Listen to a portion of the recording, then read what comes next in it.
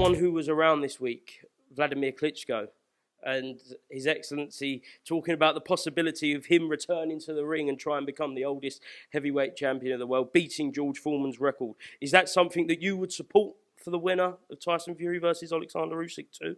In principle, yes. There are many variables. There are many things to look into.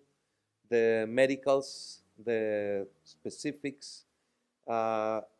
The reality is that Wladimir Klitschko is a clean man. He has been in a different way that others that have retired live their life. So that's a great positive for him. The health-wise, medicals, the lifestyle, many things to happen. First, next week, we will see what happens, then what is going on later on. But Wladimir Klitschko is a legend, especially at this moment. The suffering of his country going through is something very complicated. But as I said, I don't usually speculate. I don't like to, but I think it's a good, positive thought and idea. Hello folks, welcome to the channel. Today we are diving deep into boxing, a sport we all love, or the true boxing fans love. But one that's facing a troubling transformation. This isn't just speculation, it's coming straight from the horse's mouth. WBC President Mauricio Suleiman and Turki Al-Sheikh are pushing for a major shift in the sport. They're attempting to bring a 48-year-old Wladimir Klitschko back to face Tyson Fury or Alexander Usyk after the match. But what does this mean for fighters like Anthony Joshua or anyone else waiting for the shot? There's something wrong with how boxing's been run, and it all leads back to Turki Al-Sheikh's growing influence. Boxing is veering down a dangerous path straight towards the Saudi Arabia. Turkey is dominating every major division, pushing out less profitable ones and seeking to consolidate all boxing promoters under one roof, Saudi Arabia. He's not just investing, he's controlling. And anyone who ignores this is blind to the reality unfolding. Why is this happening? Because Turkey is offering paydays no other promoter can match. While traditional promoters rely on ticket sales and pay-per-view, Turkey is offering massive upfront payments to elite fighters.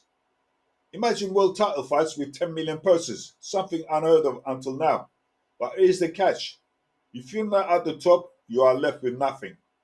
Fighters without the right connections are getting squeezed out of the sport. This system isn't about competition, it's about money, and only the elite get to thrive. And here is the big contradiction. Turki Al-Sheikh didn't approve of what Jake Paul did with Mike Tyson, bringing in a fighter past his prime for a payday. But now, Turkey is pushing for a 48-year-old Wladimir Klitschko to return and fight for a world title. Yes, a world title fight. Isn't that being a bit hypocritical, or is it just jealousy? Let's not forget, Jake Paul's fixed fight with Tyson was watched by 100 million people, or was it 60 million households? Either way, how many of Turkey's fights have reached those kind of numbers? None. So for Turkey to bring back Klitschko says a lot about what he really thinks about Jake Paul's fight. This isn't about competitive boxing, this is about spectacle and money. Turkey's influence doesn't stop at paydays. He's already bought Ring Magazine, undercutting competition with cheaper pay-per-view prices and creating a system where money dictates the matchups. Look at the fighters benefiting. Fury, Joshua, Usyk, and Ngannou, Wilder. They're all ranking in fortunes thanks to Turkey. Now he's bringing in Klitschko out of retirement for a fight nobody asked for, just like Jake Paul did with Mike Tyson. This is all part of a Turkey's plan to reshape boxing, not to elevate the sport, but to control it. And a lot of people are coming out and saying, Turkey is doing great things. No, he's not. You mark my word for it, give it about 10 years and there won't be no boxing. It will all be under one roof in Saudi Arabia. Saudi Arabia's investment in sports isn't just about boxing. It's part of a bigger plan. As oil's influence wanes, they're pouring money into sports, including boxing, to secure their future. But it's not about fostering competitions, it's about creating a monopoly. Turkey has an endless supply of cash, and with that, he's steering boxing towards a future where financial power trumps athletic integrity.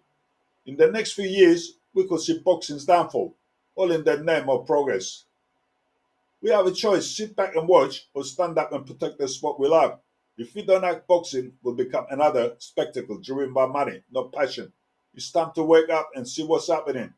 Let's protect boxing soul before it's too late. Thanks for listening, folks, and until next time, keep fighting the good fight. Mark my word for it, Turki Al-Sheik is not good for boxing like people say. He's devious.